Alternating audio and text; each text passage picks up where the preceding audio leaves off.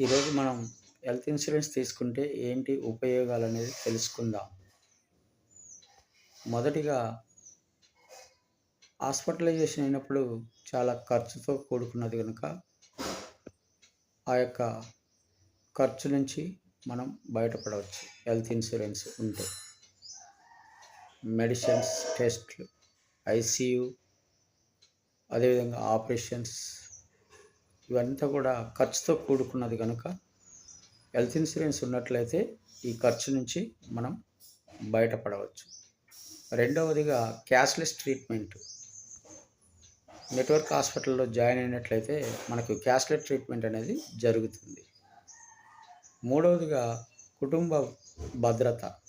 అంటే భర్త, భార్య, పిల్లలు, తల్లిదండ్రులు ఉంటే వాళ్ళకు కూడా కవరేజ్ అనేది వస్తుంది. నాలుగవది, మనం ఇంకా ఆ యొక్క హాస్పిటలైజేషన్ అయినప్పుడు చిన్న చిన్న వ్యాధులకు కూడా ఈ రోజుల్లో జాయిన్ అవ్వాల్సిన పరిస్థితి ఏర్పడుతుంది. ఆ ఖర్చుల నుంచి కూడా బయటపడే అవకాశం అనేది ఉంటుంది. అదేవిధంగా 3 నుండి 5 రోజులు కనుక మనం హాస్పిటలైజేషన్ అయినప్పుడు ఖర్చు మందులని, టెస్టులని ఉంటాయి కనుక 50,000 నుంచి 2,00,000 వరకు ఖర్చు అయ్యే అవకాశం ఉంటుంది. ఇటువంటి ఖర్చు నుంచి బయటపడాలంటే మనకి హెల్త్ ఇన్సూరెన్స్ తప్పనిసరి.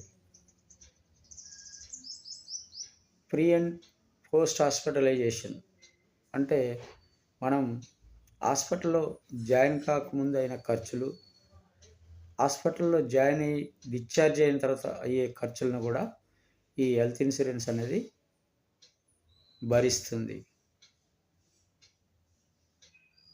అదేవిధంగా ట్యాక్స్ బెనిఫిట్ సెక్షన్ 80D కింద కూడా మనకి హెల్త్ ఇన్సూరెన్స్ అనేది ఉపయోగపడుతుంది.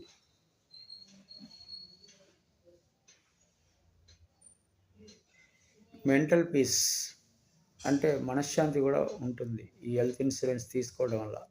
ఎందుకంటే ఆరోగ్య పాలసీ తీసుకున్నట్లయితే ఆర్థికంగా ఒత్తిడి నుండి బయటపడగలుగుతాం.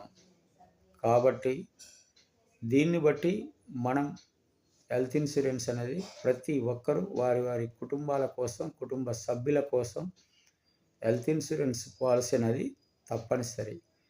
ఎందుకనంటే ఆరోగ్యం బాగోలేనప్పుడు కాదు తీసుకునేది పాలసీ. ఆరోగ్యంగా ఉన్నప్పుడే ప్రతి ఒక్కరూ పాలసీ తీసుకోవాలి.